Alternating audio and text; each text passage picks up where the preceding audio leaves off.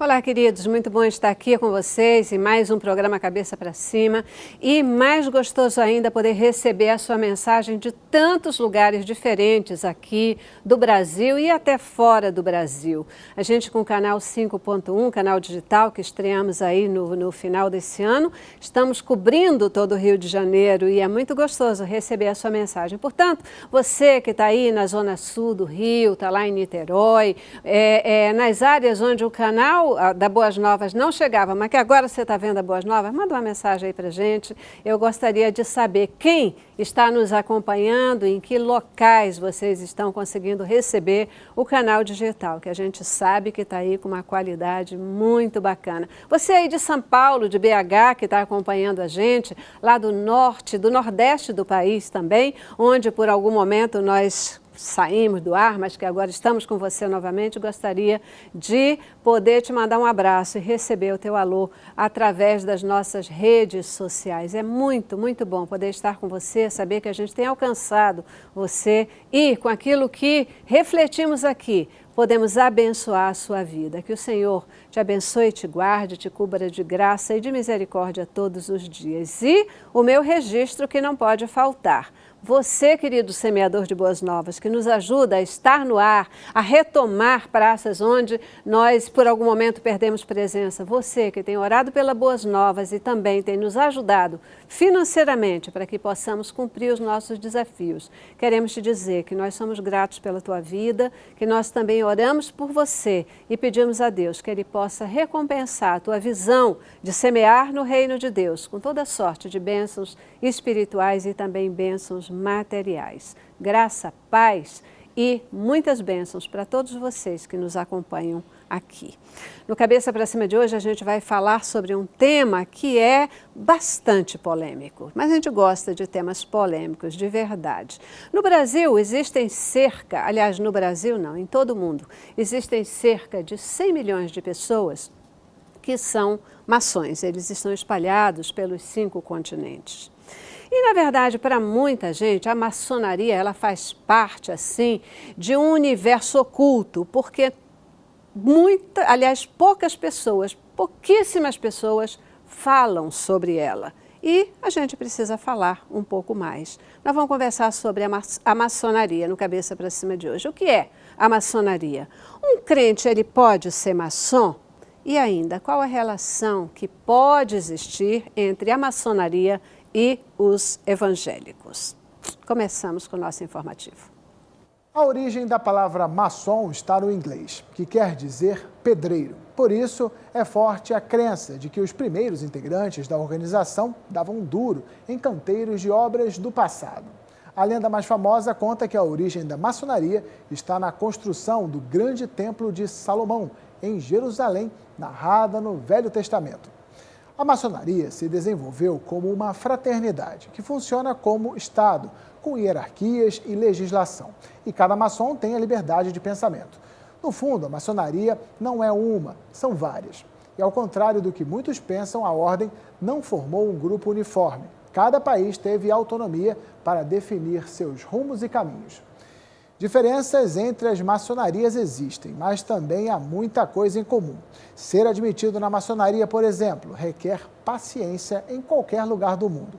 O candidato precisa ser convidado por um maçom, passar por entrevistas e ter a vida investigada por integrantes da ordem. São aceitos apenas homens que acreditam em Deus, têm pelo menos 21 anos e nenhuma deficiência física. É isso aí, um tema, como eu disse para vocês, bastante polêmico. Interessante que quando eu conversava com algumas pessoas dizendo, gente, eu quero falar sobre maçonaria no Cabeça para Cima, afinal é um espaço de reflexão. E muita gente me dizia assim, eu não acredito que você vai falar sobre isso, eu jamais falaria sobre esse tema. E é por isso mesmo que, então, a gente precisa falar, a gente precisa entender o que é a maçonaria, qual a relação dela com o evangélico. Será que um evangélico ele pode ser maçom? Por que sim, por que não? Quando a gente não entende, as coisas ficam confusas, mas quando há entendimento, há clareza. E, na verdade, uma coisa a gente sabe, o nosso Deus não é um Deus de confusão, Ele não é um Deus que deixa nada aí no escuro. Muito pelo contrário, ele sempre traz luz sobre as coisas. E é isso que nos motiva, especialmente, a falar sobre esse tema. E, gente, claro, vocês sabem que aqui a gente sempre traz especialista. Para conversar conosco hoje, eu tenho Luiz Longini Neto, ele que é pastor da Igreja Presbiteriana do Rio Comprido. Ele também é doutor em Ciências da Religião, professor e escritor. Prazer enorme ter você aqui hoje, pastor. Prazer é meu, Celeste. Isso aí. Uma honra participar desse programa. Isso, para falar sobre um tema polêmico, complicado, né? Polêmico, sem dúvida. Mas eu gostei, é a primeira vez que eu estou aqui participando com vocês, gostei do lema do programa, que visa a mudança, a transformação, enfim, mudança de mente. Isso é muito necessário, especialmente para nós que somos evangélicos, protestantes, somos filhos de uma proposta de grande mudança na vida das pessoas e na sociedade. E também do Evangelho, quando Jesus disse que nós temos que nascer de novo. É verdade. Nascer de novo não é só um novo nascimento. Nascer de novo todos os dias, nascer para novas realidades, nascer para o contemporâneo, para o que está aí, né? Então, debater, conversar, abrir a mente, isso faz parte da essência do Evangelho, muito importante. É verdade. Mudança é essencialmente um novo nascimento. Exatamente. Né? Toda mudança, ela representa Isso. um novo nascimento, né? Essa coisa de você renascer, retomar, repensar, refletir, ser. É isso aí, sem dúvida. Sem dúvida nenhuma. Muitíssimo obrigada pela sua presença conosco. Prazer, Também conosco hoje o Rodrigo Coelho, ele que é pastor da Igreja Presbiteriana da Praia de Botafogo e também da Presbiteriana Unida de Piabetá.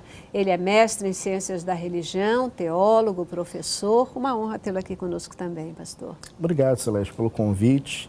Também estou muito satisfeito de estar aqui participando pela primeira vez do seu programa e espero poder, de alguma forma, trazer um pouco de luz, clareza para esse tema tão complexo, né? E polêmico, justamente porque há muita desinformação, há muita informação ruim em algumas fontes e isso, de alguma maneira, prejudica, né, o nosso entendimento acerca do que é a maçonaria. Verdade, né? E começa por isso, não se fala muito, fala-se pouquíssimo e parece que isso faz parte do contexto da maçonaria, né? Ser um negócio assim, cheio de mistério, não se sabe muito, não pode falar, tem um segredo que ninguém pode contar para ninguém. Que história é essa? Olha, eu me atrevo a começar falando do seguinte. Quando estudamos a história do cristianismo, o cristianismo, no primeiro século, logo bem no início, era uma religião iniciática, pelo batismo, tinha determinados ritos e era uma religião secreta também. A tal ponto de que as pessoas comentavam a uma carta de Plínio o Moço, no primeiro século, onde ele diz o seguinte, que os cristãos comem crianças, o corpo de uma criança, que estava relacionado à Santa Ceia, o corpo de Cristo e o sangue de Cristo. Isso está registrado nos anais da história da Igreja. E, de fato, naquela época, o cristianismo era uma religião secreta, primeiramente por causa da perseguição, segundo, por causa dos credos, terceiro, por causa das demais religiões que haviam, movimentos filosóficos. Então, com todo respeito, né, eu estou dizendo assim, nós cristãos já fomos também considerados uma seita herética, sei lá o quê, algo, enfim, secreto. A maçonaria, devido à sua origem, devido às propostas que sempre teve e aquilo que a gente estuda e sabe, também se transformou numa entidade, numa instituição secreta, por causa daquilo que ela se propunha a fazer e por causa daquilo que ela fez, que apresentava perigo para os seus membros. Então, como foi dito na introdução do programa, a ideia do pedreiro, de ser um maçom, de ser um construtor, de fato era o que se chamava da maçonaria operativa, porque eram verdadeiros pedreiros que construíam castelos, que, por exemplo, construíram Londres na Idade Média, enfim. Existem muitas lendas, mas existe também muita verdade sobre isso. Né? Essa maçonaria chamada operativa aquelas pessoas que de fato trabalhavam nas edificações. E devido à sua história e certos compromissos que ela assumiu com transformações sociais, por exemplo, com a Revolução Francesa, não é mesmo? Esses projetos que muitas vezes estavam como projetos progressistas na linha do tempo e na história, ela se autodefine como uma religião secreta, iniciática, secreta, com seus códigos, tudo isso. Então, de fato, existe isso é uma verdade em que só pode saber desses segredos quem de fato é maçom. E aí as pessoas começam a criar verdadeiras lendas, imaginar que dentro da maçonaria se faz o mal e não sei o que, é coisa do demônio. Mas não é nada rituais disso, né? Rituais, exato. Né? O que tem de fato, mas... É interessante, pastor, porque se a gente começar a pensar no mundo como um todo, ainda hoje, em vários países, o evangelho, ele é tratado dessa forma secreta, né? Quando a gente pensa numa China, quando a gente pensa em lugares, né, onde a gente tem o evangelho que não pode ser falado, as pessoas não podem ser identificadas. Exatamente. Se alguém for identificado como um cristão, ele vai ser morto, corre perigo, etc. Corre perigo, né? Quer dizer, essa é uma realidade daquela época, mas também sem dúvida atual. Hoje em vários países, né? Daí já ser um primeiro ponto para essa provocação de abertura de mente da gente, né? Sem dúvida. Eu acho que é interessante também, Celeste, a gente pensar que hoje a maçonaria não é mais uma entidade secreta, a gente prefere o termo discreta, porque hoje a maçonaria ela tem estatuto, ela tem CNPJ, registro em cartório, ela tem publicações oficiais, ela tem site, ou seja, as pessoas ainda que não façam parte de nenhuma obediência, de nenhuma potência maçônica, elas têm acesso, sim, a muitas informações acerca da maçonaria. Eu acho que uma questão importante da gente mencionar aqui, e é interessante a gente bater nessa tecla mesmo, é que se nós buscássemos as melhores informações, talvez nós tivéssemos uma polêmica menor, porque a gente tem aí uma questão de fonte muito séria. Quando a gente pensa a maçonaria hoje a gente pode dividir ela naquilo que a gente chamaria de maçonaria regular, que são as potências, as obediências que estão vinculadas à grande loja da Inglaterra, que é a igreja, que é a loja mãe, né? Essas são potências regulares. Mas nós temos tantas outras potências e obediências espalhadas pelo mundo que, na realidade, não são regulares, são pseudo-maçonarias, e muitas coisas que chegam às pessoas enquanto informação acerca de maçonaria chegam via essas fontes que não são fontes oficiais. E isso prejudica por demais o entendimento acerca do que é a maçonaria em si. Por exemplo, quando a gente fala assim, o que é a maçonaria, aí já fica uma questão, é uma religião, uma seita, uma ordem, você, pastor, se refere a uma loja, né? A loja é uma similaridade a uma igreja, sim, ou não é? Mas do ponto de vista quando a gente fala o cristianismo é uma religião, né? O protestantismo é uma religião, a maçonaria é o quê? Não é uma religião. Né? A maçonaria é uma fraternidade, né, de homens livres, de bons costumes. E como construtores, na atualidade, somos construtores sociais. Então, eu diria que a igreja, de alguma forma, a religião cristã, ela está preocupada com a elevação espiritual do homem. A maçonaria se preocupa com a elevação moral, né, do ser humano. Então, ela é religiosa no sentido de possuir um rito ou vários ritos. Isso é uma coisa também importante. Quando a gente fala de maçonaria não é algo homogêneo, né, é muito heterogêneo. Então, nós temos muitos ritos dentro da maçonaria. Então, ela é religiosa nesse sentido de possuir ritos, de exigir dos seus membros a crença num ser superior, criador do universo, e também na imortalidade da alma. E é interessante pensar que essas exigências, elas surgem a partir de documentos que foram escritos por maçons que também eram cristãos. Né? Nós temos a Constituição de Anderson, por exemplo, que era um pastor presbiteriano da Igreja da Escócia, e esse documento é um documento fundante da maçonaria simbólica, como a gente chama hoje. Né? Então, a maçonaria sempre esteve ao lado dos cristãos, né? Nós temos muitos cristãos na história da igreja que eram maçons, né? E de alguma forma a gente até pode afirmar que a igreja cristã no Brasil, né, sobretudo, deve muito à maçonaria, no sentido de que a maçonaria facilitou por demais a inserção do protestantismo, por exemplo, no Brasil. Muitas vezes em nome, né, de uma paz entre maçons, os cristãos protestantes puderam ter o seu espaço no nosso país.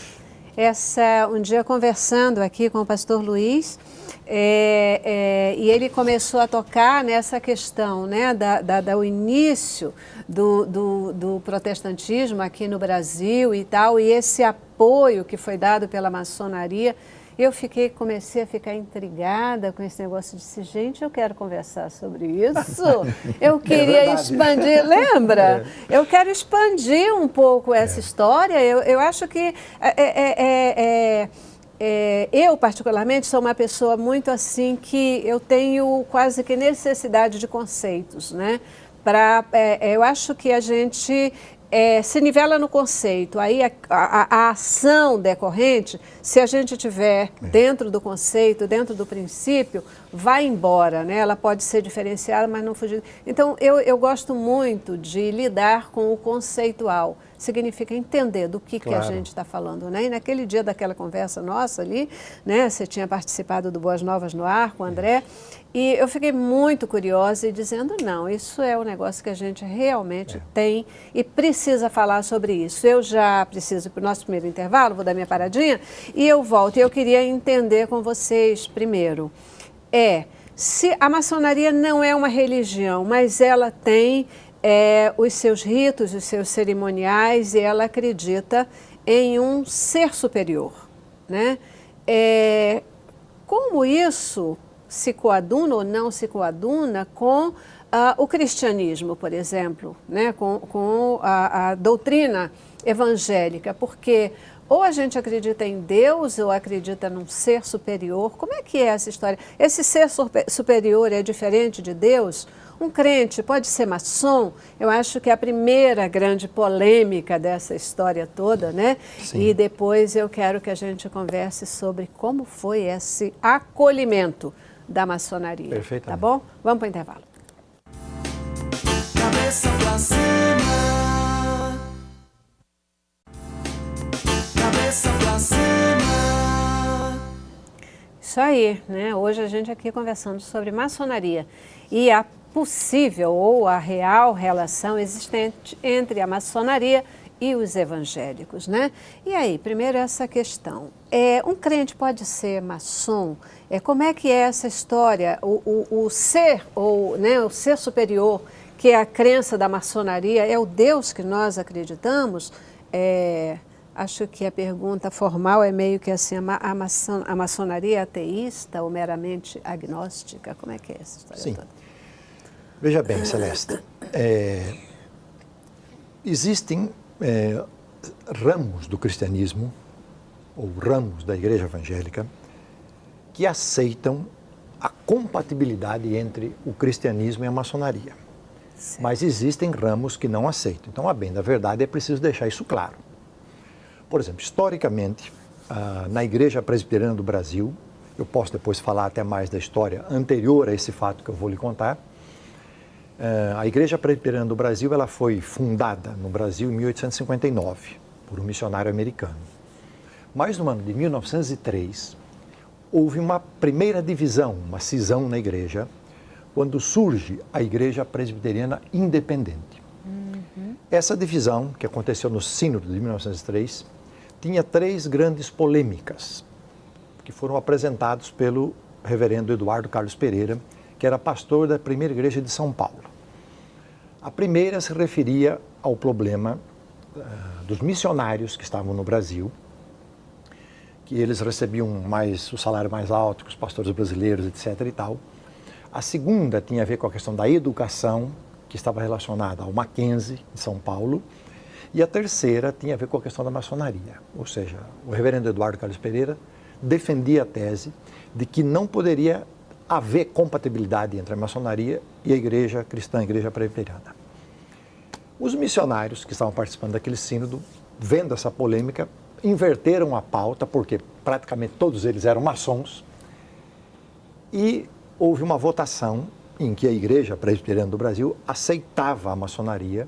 Então, o reverendo Eduardo Carlos Pereira e um grupo que não aceitava saíram da igreja e formaram uma igreja chamada Igreja Presbiteriana Independente do Brasil, que é, de fato, uma igreja fundada em 1903. Independente de quê?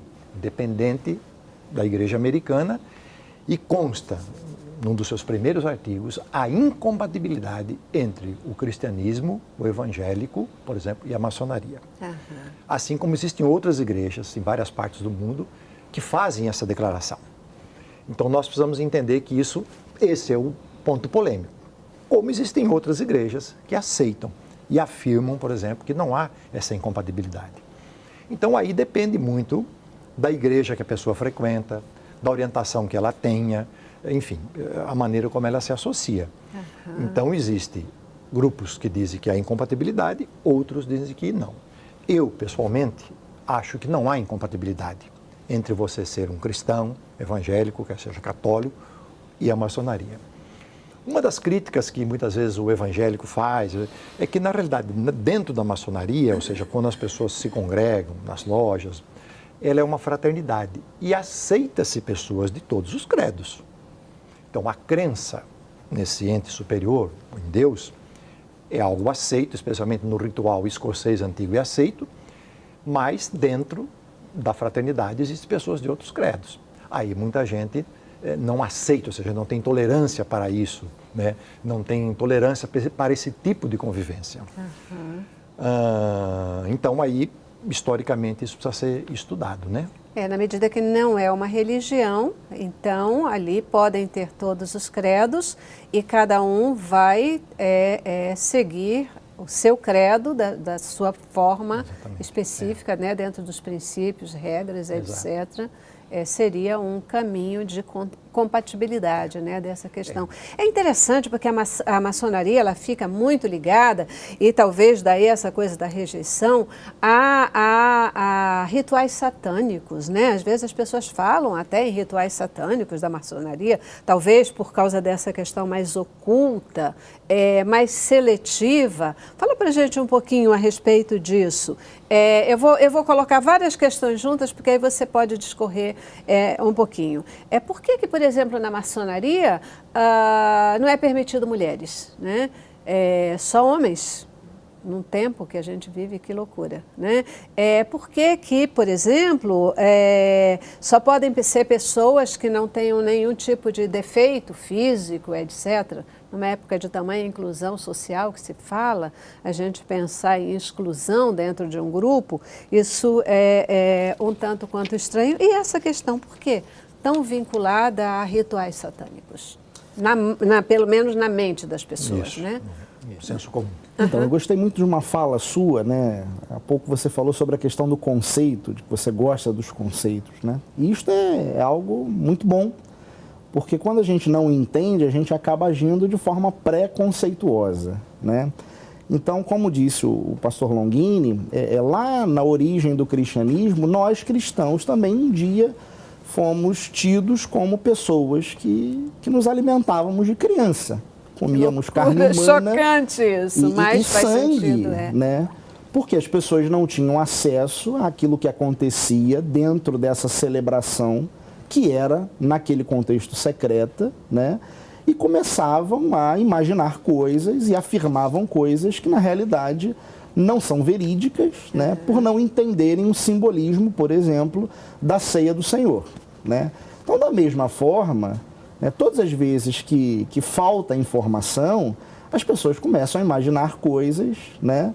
E dizem muitas coisas que, na realidade, não são o que é real. Acabam né? no folclore popular, né? Sim, sim. Na maçonaria não existe nenhum ritual satânico, que isso fique claro, né? Então, isto é fato, não existe nenhum ritual satânico na maçonaria. Quem diz isso, ou diz por não conhecer a maçonaria, ou diz para de alguma forma se projetar, que é uma outra coisa também muito importante. Muitas pessoas escrevem acerca da maçonaria, adotam uma postura antimaçônica, porque sabem que isso de alguma maneira faz com que elas se projetem. Escrevem livros, por exemplo, e vendem muitos livros falando mal da maçonaria sem sequer conhecer efetivamente o que é a maçonaria. Sobre a questão de só termos homens na maçonaria e não mulheres, eu acho que a gente precisa entender que isso é produto, né, do tempo no qual a maçonaria veio a existir, né? Então, naquele contexto, né, as mulheres não tinham o mesmo valor que nós temos hoje. Agora, a gente também precisa abrir um parênteses e pensar. A igreja cristã também faz isso. O pastor acabou de falar da Igreja Presbiteriana do Brasil. A Igreja Presbiteriana do Brasil, em pleno século XXI, se nega a ordenar diaconisas, presbíteras e pastoras. Não só a presbiteriana, como, né? Tantas outras denominações. Então, essa coisa de excluir as mulheres não é algo próprio da maçonaria, é algo também da igreja. Posso fazer um parênteses? Pode. Assim, na realidade, hoje, a gente já sabe, como o pastor Rodrigo falou, da maçonaria regular, mas hoje já existem lojas mistas. Verdade. Mulheres e homens, em vários ramos maçons. Eu acho que nesse assunto, a maçonaria já caminhou mais do que muitas igrejas. Então, existem, né? Pode não ser do conhecimento de todas as pessoas, mas existem. O que chamam de lojas mistas. Essa questão aí do efeito físico, sinceramente, isso não é algo do meu conhecimento. Eu não sei. Então, penso que isso tem a ver com a questão dos gestos, dos sinais, porque os maçons se reconhecem, né, dentro dos seus respectivos graus, por sinais, por toques e por palavras, né? Então, determinados sinais, né, só podem ser feitos se o sujeito tiver condições físicas, né, de fazê-lo, né? Então, talvez esteja aí uma explicação para que o sujeito seja, entre aspas, eu acho que perfeito não é a melhor palavra, né, obviamente, mas que não tenha nenhuma... Tenha condições. Tenha condições de fazer esses sinais, né? Nada além disso. Existe isso aí também, né? Vai para um pouco para essa coisa do devaneio, da coisa popular, né? Do imaginário popular, né? Porque a história dos sinais, dos gestos, do isso, daquilo. A assinatura do fulano tem 3 pontinhos, ele é maçom e não sei o quê. Daqui a pouco alguém que quer fazer parte ou começa a colocar, né? Então, isso o imaginário, ele realmente muitas vezes cria situações e cria para diferentes religiões e diferentes instituições, sem dúvida nenhuma, né? Para ser maçom tem que ser rico? Não. Muito pelo contrário, né? A maçonaria prega que se alguém deseja entrar na ordem com essa visão ou com esse pensamento, que se retire. Que se retire. A maçonaria prega exatamente o contrário disso. Posso dar um exemplo histórico? A gente lê muito sobre a história do que acontece na maçonaria, etc. Na época em que Lyndon Johnson era o presidente dos Estados Unidos, havia um jardineiro da Casa Branca que era negro. Nessa época, os negros dos Estados Unidos ainda sofriam a segregação racial, né? Estamos falando do grande movimento de Martin Luther King Jr., pela libertação, pelos direitos civis. O presidente dos Estados Unidos frequentava a mesma loja maçônica que o jardineiro da Casa Branca frequentava. E o grão-mestre da loja maçônica era o jardineiro da Casa Branca e era negro. Então, quando eles entravam no trabalho da loja maçônica, ali o jardineiro era o grão-mestre. E o presidente ficava sentado lá como um membro normal. Numa boa. Numa boa. Então é o seguinte, de fato a maçonaria o que propõe é exatamente o contrário, né? Exatamente o contrário. A maçonaria propõe inclusive um sistema de ajuda às pessoas em necessidade muito forte. A maçonaria é uma entidade filantrópica e ajuda muita gente. Estou falando isso no Brasil, também no exterior. É algo que as pessoas até nem imaginam que é feito de maneira também secreta ou discreta, como disse o reverendo Rodrigo. E aqui no Brasil, esse relacionamento em termos de autoridade também funciona? Porque aqui no Brasil, todo mundo gosta muito de dar carteirada, né? Então, o pessoal que tem qualquer tipo de posição, status, etc., até quando vai numa coisa lá da lei seca, acha que está bêbado, mas dá lá e diz, ó, eu sou isso, então...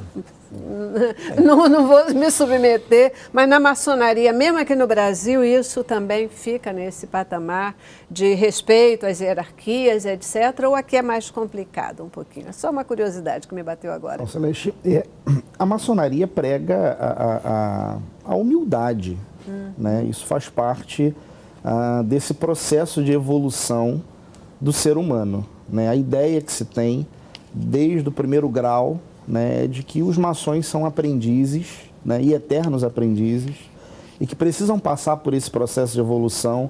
É uma pedra bruta que vai sendo desbastada, polida, e o valor, né, humildade, é algo muito cultivado na maçonaria. Então, se existem pessoas que agem dessa forma, agem contra aquilo que aprendem dentro das suas respectivas lojas. E aí é óbvio que nós temos maçons ruins, como temos cristãos ruins. Instituição. Né? Então, é algo próprio do ser humano. Né? Na maçonaria, costuma-se dizer que trata-se de um profano de avental. É alguém que foi iniciado, né? Mas que não evoluiu, como a ordem deseja que esse sujeito evolua, moralmente. É como no cristianismo, a gente com certeza observa pessoas que não evoluem conforme o cristianismo preceitua que elas deveriam evoluir, exatamente, né? Nascendo de novo, entendendo a mensagem da Bíblia. Processo de santificação. Exatamente, exatamente, né? É interessante porque, uma outra questão aqui, né? Você está falando, e a gente está falando da maçonaria, essa relação com a pedra, né? Vindo da questão. É verdade isso? Surge a partir da construção do Templo de Salomão, em função de lidar com as pedras? Tem alguma relação com isso ou não? Historicamente, sim. Historicamente. Um tipo de história que se estuda, maçonaria e tal, a origem dos símbolos, enfim, tudo que é. A loja que se diz a maçonaria é um templo também. E, na realidade, assim, isso é uma questão que é indiscutível, não tem como a pessoa dizer que não. Mas a maçonaria, quando ela se organiza, o pastor Rodrigo já falou disso, os textos fundamentais, ela foi organizada por protestantes, por evangélicos. Os fundadores, a origem dela, eram pastores, líderes, teólogos, e que criaram essa ordem, né, como se fosse uma ordem, sem dúvida nenhuma. Isso é uma coisa incontestável. Criaram, começando como o Clube do Bolinha. Né? Só homens. E além do mais tem assim. É verdade, é muito cultural mesmo, né? E tem uma outra coisa, o maçom vem da pedra, o cristão vem do barro, né? Pode ser, sem dúvida, né? Ele já... Uma questão de simbolismo, né? É claro. Eu acho que é interessante a gente pensar nos ensinamentos maçônicos, né? E é bem importante, né, afirmarmos que na base desses ensinamentos, o que está é a tradição judaico-cristã. Então, como pensar numa incompatibilidade entre a maçonaria e o evangelho, ou a palavra, ou a Bíblia Sagrada, se os ensinamentos, né, se a base desses ensinamentos maçônicos, na realidade é a tradição judaico-cristã, ou pelo menos na sua maioria, né? Perfeito. Assim, tinha muita vontade de perguntar, como é uma reunião da maçonaria? O que é que vocês tratam? Como é que vocês fazem? Como é que são os cumprimentos? Como é que a gente reconhece o maçom? Eu acho que isso aí é uma questão que todo mundo fica, como é que a gente reconhece o maçom? Eu aposto que fulano é maçom. Isso roda o tempo todo, né? Não sei se vocês podem falar, mas eu garanto que eu vou perguntar, mas antes eu quero saber como é que foi esse acolhimento, né, da maçonaria. Vocês já disseram, quem fundou, foram pastores que fundaram a maçonaria, mas aqui no Brasil, como é que foi esse acolhimento da maçonaria aos evangélicos, né? Muitas igrejas têm ainda símbolos que são considerados símbolos maçônicos, né? É verdade. E aí fica fácil, quando você explicar aqui, a gente entender por quê. Mas agora eu preciso ir para o intervalo, a gente volta já já. Vamos lá. Cabeça pra cima. Cabeça pra cima. Isso aí, aqui conversando sobre maçonaria. E aí, ajuda você a entender esse conflito, né, aparente, existente, entre a maçonaria e os evangélicos? A gente não está nem falando aqui na questão de maçonaria e evangelho, porque eu acho que isso nem cabe a gente falar, né? Mas é muito essa questão, como que um evangélico pode ser maçom? Como é que a gente reconhece um maçom? Dá para fazer essa pergunta? Por sinais, toques e palavras. Uma pergunta dessa em outros tempos, você podia estar morta, viu? É isso que o pessoal diz, né? É verdade, é verdade. Seria um sacrilégio, né? Exato. Um negócio desse. Significa que eles não vão me responder, tá bem? É isso aí. Tem uma pergunta de telespectador, ela é bacana, deixa eu fazê-la aqui. Se a maçonaria foi fundada por pastores, por que o livro da maçonaria não é a Bíblia? E qual é o livro da maçonaria? É a Bíblia. É a Bíblia. É a Bíblia? Sim. Aí as pessoas precisam entender que, assim como nós temos, por exemplo, várias tradições evangélicas, também existe isso na maçonaria, mas, por exemplo, o livro que é lido nos trabalhos, na abertura dos trabalhos, é a Bíblia. Uhum. Então, isso, como disse o pastor Rodrigo, muito desconhecimento, até essa questão, por exemplo, de questão satânica e tal. Como eu falei, a maçonaria ela é uma religião iniciática. O rito inicial, ele pressupõe, basicamente, o que o Evangelho diz, ou seja, a pessoa sai das trevas para a luz, ou seja, a pessoa sai de uma situação, simbolicamente, e vai a outra. Então, nessa passagem, que muita gente diz que o rito envolve que a pessoa faz algo satânico para encontrar a luz. Então, não é nada disso, é apenas um ritual simbólico de iniciação. Como o cristianismo, o nosso ritual no cristianismo de iniciação é o batismo, que antigamente era feito de maneira secreta. E, na verdade, é assim, normalmente é o batismo e logo a seguir esse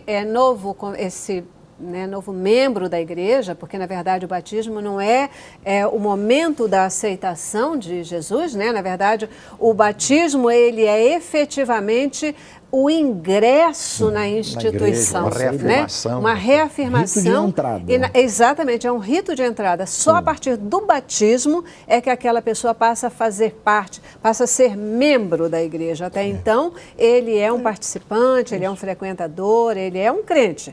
Não tem dúvida nenhuma, mas ele não é parte daquela comunidade religiosa, né? O batismo é que viabiliza isso. E é o batismo também que vai fazer e vai autorizar a pessoa a participar, por exemplo, da ceia do Senhor. Depois do batismo, também se tem um ritual de agora eu posso tomar a ceia, né? Comer do pão, beber do vinho. Porque faz parte, participa do sacramento. Faz parte, exatamente. E outras coisas. Aí ele se torna um membro, ele tem responsabilidades, ele responde por questões da igreja. Ele pode ser, por exemplo, um tesoureiro da igreja, pode ser um líder. Exatamente nesse sentido.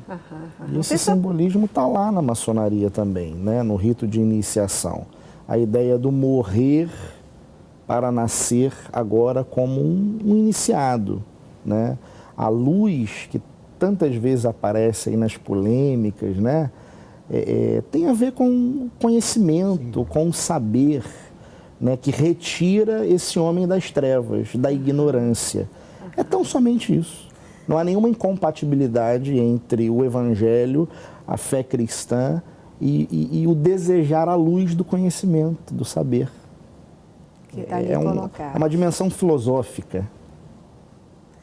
Muitas vezes, né, quando a gente se reúne em diversos grupos, às vezes grupos de estudo, grupos de amigos, grupos de liderança, para tratar sobre temas refletir sobre determinados conteúdos que possam trazer edificação, orientação, desenvolvimento de capacidades, habilidades, etc., né? Fortalecimento de conceitos para usar no dia a dia da vida, do trabalho, de equipes, etc. Aqui mesmo nós estamos indiretamente tratando de um tema que é a questão da contextualização das nossas instituições, das nossas igrejas, né? Por exemplo, Celeste, nós vimos... Antigamente não se falava dos direitos das mulheres, né? Os direitos civis, a questão ecológica, enfim. Hoje nós temos esses valores, que são valores que se coadunam com o reino de Deus, né? São valores que a gente percebe que até Jesus se preocupou. Só que uma época as nossas igrejas e a sociedade não tocava nesse ponto. Então hoje nós somos desafiados a isso. O respeito à mulher, o respeito à dignidade do ser humano, né? Enfim... Tudo isso são coisas de um certo tempo para cá. Que Jesus já batalhava na época dele, mas só agora a gente começa a ver no mundo, né, uma abertura para isso. Gente, olha só, eu quero falar sobre essa inclusão e sobre esse acolhimento da maçonaria aos evangélicos. Tem um monte de pergunta, mas eu vou focar nisso, senão não vai dar tempo mesmo de eu fazer tudo. Então vamos lá para o seletivo. Como é que é esse acolhimento? Vamos lá. Veja bem, nós tivemos na história da inserção do protestantismo no Brasil, inicialmente 3 grandes momentos. O primeiro, 1555, com a chegada dos franceses aqui na Baía da Guanabara e os holandeses no 1630 no Recife. Algo na época da colonização. Depois, em 1823, que chegam os imigrantes alemães, a igreja luterana, etc. e tal. Mas o protestantismo que se insere no Brasil, que permanece, é o que chega a partir de 1850. Igreja Presbiteriana, 1859. Então, são os presbiterianos, batistas, metodistas, congregacionais e episcopais. Esse protestantismo vem dos Estados Unidos. E depois, numa segunda época, a partir de 1900, os pentecostais, etc. Eu ousaria a fazer uma afirmação aqui também muito polêmica, mas eu faço com conhecimento histórico. Depois de Deus, da ação de Deus, esse protestantismo de 1850 para frente só se inseriu no Brasil graças à maçonaria. Sem dúvida. Foi a instituição que Deus usou para que... Porque os protestantes, os evangélicos que aqui chegaram, nós não tínhamos o reconhecimento da religião, era o império. A Igreja Católica Apostólica Romana era a igreja oficial. Então, os maçons abriram suas lojas para que pastores e missionários fizessem as primeiras pregações. Os maçons se uniram aos protestantes e ao Partido Republicano na proclamação da República. Então, nós temos inúmeros casos. Há um caso bem concreto que eu, quando dou aula de História da Igreja, falo aos meus alunos. Perto da cidade de Campinas, São Paulo, há uma cidade chamada Americana e logo do lado uma cidade chamada Santa Bárbara do Oeste. Nessa cidade, Santa Bárbara do Oeste, há um cemitério chamado Cemitério do Campo. A cidade americana chama-se Americana exatamente porque muitos americanos chegaram, eram do sul dos Estados Unidos, eram escravagistas e fizeram ali grandes fazendas, etc. e tal. Neste cemitério do campo, você visita ali e encontra basicamente todos os túmulos com símbolo maçônico. Então, eram todos maçons que vieram dos Estados Unidos, inclusive os primeiros missionários. Quando o ex-presidente dos Estados Unidos, Jimmy Carter, esteve no Brasil, ele visitou esse cemitério do campo. Então, lógico que houve influência, as igrejas na época aceitaram, e eu diria, talvez isso seja algo muito contra a maçonaria, porque a maçonaria participou da independência do Brasil, a maçonaria participou da derrubada do Império. Para derrubar o Império e proclamar a República, 3 forças se uniram, protestantes, maçons e o Partido Republicano, na luta. Então, para derrubar o Império e proclamar a República. Nesse momento, a maçonaria e os protestantes, por exemplo, se tornaram elementos progressistas da sociedade, como a maçonaria esteve também à frente da Revolução Francesa. Por esse fato, talvez, ela receba tanto ódio de muitas instituições que são conservadoras. O Papa, por exemplo, Leão XIII, perseguiu a maçonaria, a Igreja Católica, nesse sentido. Exatamente as estruturas mais conservadoras da sociedade ou religiosas acabam vendo na maçonaria esse elemento que era muito progressista, não sei se hoje ainda é, esse elemento perigoso. E aí criticam. Mas há uma profunda relação entre a inserção do protestantismo brasileiro, a igreja evangélica, e essa união com a maçonaria. É uma palavra que muitas vezes se associa à maçonaria, é conspiração. Exato. Né? Como de conspiradores estão ali para derrubar o império, para fazer não sei o quê, para fazer não sei o quê. E aí cria também esse tipo de impacto, né? Impacto social, impacto de mobilização e causa toda essa questão. Né? Então, Celeste, é uma questão importante, né? Eu estava aqui ouvindo o pastor. Se nós pensarmos hoje nos países mais, com um número de maçons maior, né? Nós estamos falando exatamente dos países protestantes. Os Estados Unidos, por exemplo, é o grande país com um número maior de maçons no mundo, né?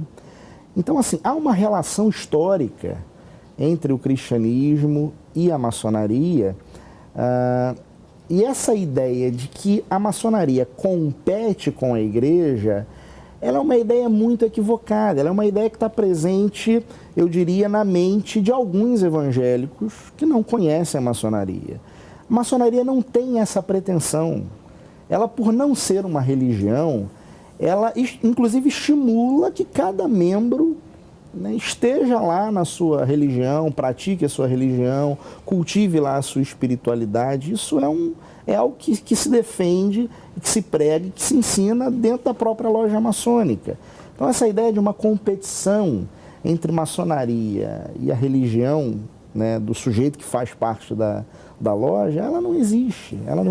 A maçonaria, por exemplo, né, voltando um pouquinho aqui no nosso debate, a gente fala hoje, né, da inclusão, a importância de incluir as mulheres. A maçonaria, obviamente, ainda não fez isto no que diz respeito às suas sessões, né, no que diz respeito aos ritos, né, mas a maçonaria, as grandes potências hoje no Brasil, elas possuem departamentos femininos e trabalhos que são realizados, né, com as mulheres, que são as cunhadas, né, mulheres de maçons.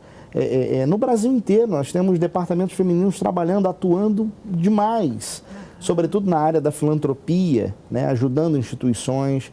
Nós temos os filhos dos maçons envolvidos. Então essa história de que a maçonaria é só para os homens não é muito verdadeira, é para a família. O valor, né, família, é algo por demais cultivado dentro da maçonaria. Perfeito, mas a gente tem que deixar combinado aqui que o que prevalece mesmo nesse negócio do trabalho da ação social, isso aí é clássico, isso aí é histórico para ser trabalho das mulheres, né?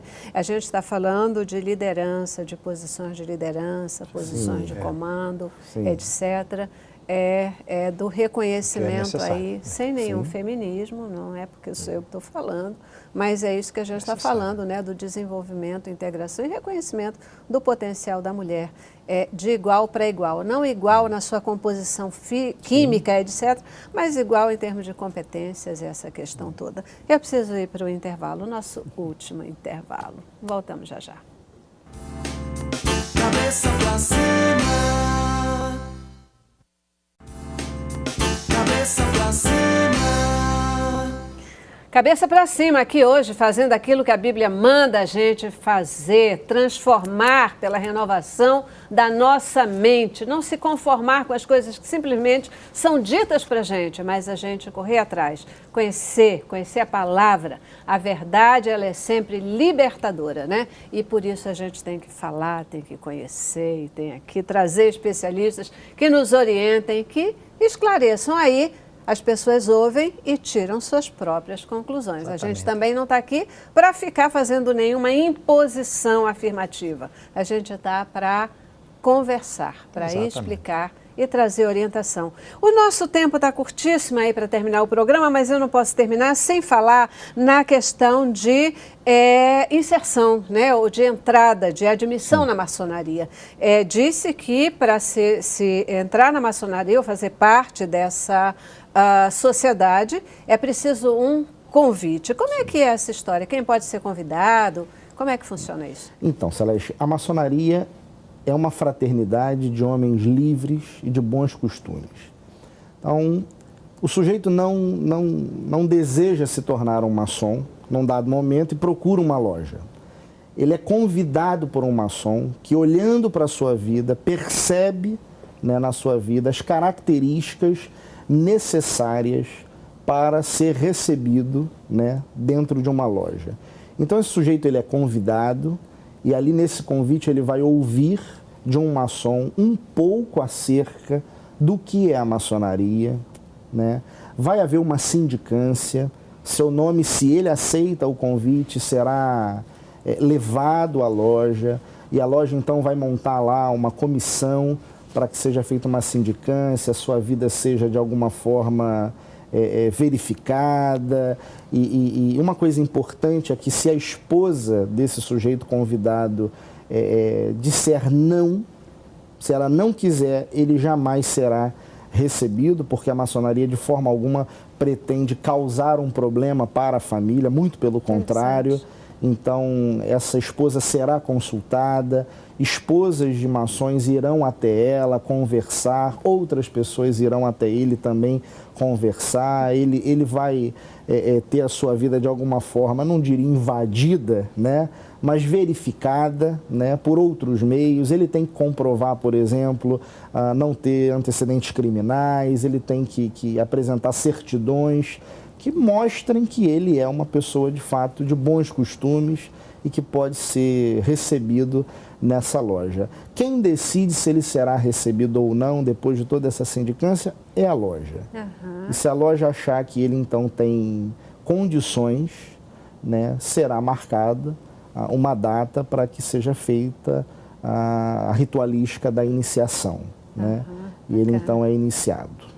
É interessante porque se a gente quiser traçar um paradigma, talvez não com a profundidade do que acontece, mas também nas nossas igrejas, as pessoas para serem admitidas, elas passam por um processo de observação, tem que ter uma vida reta, tem que, né, boa fama, essa questão toda, princípios, etc. E passam por um conselho de obreiros, tem que ter o aval da igreja, né, e tal. Faz um exame. Então, faz um exame. Então, muitas vezes a gente realmente vai, olha o rastro e imagina a cobra muito grande, né? E às vezes ela nem é tão grande assim. Muitas vezes, como a gente já falou aqui, a gente não conhece, a gente cria situações muito estranhas. Eu acho que super importante o nosso papo de hoje aqui, muito esclarecedor e realmente pode mudar mentes e trazer um novo olhar, né, para essa instituição.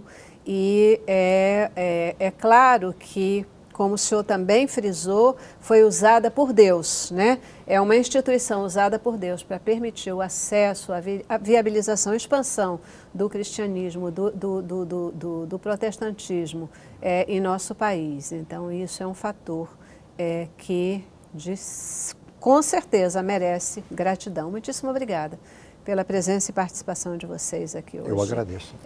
Tá bom? Obrigada, pastor. Tá bom? Prazer. Obrigada também pela sua presença. Prazer estar aqui e, de alguma forma, a gente espera ter contribuído.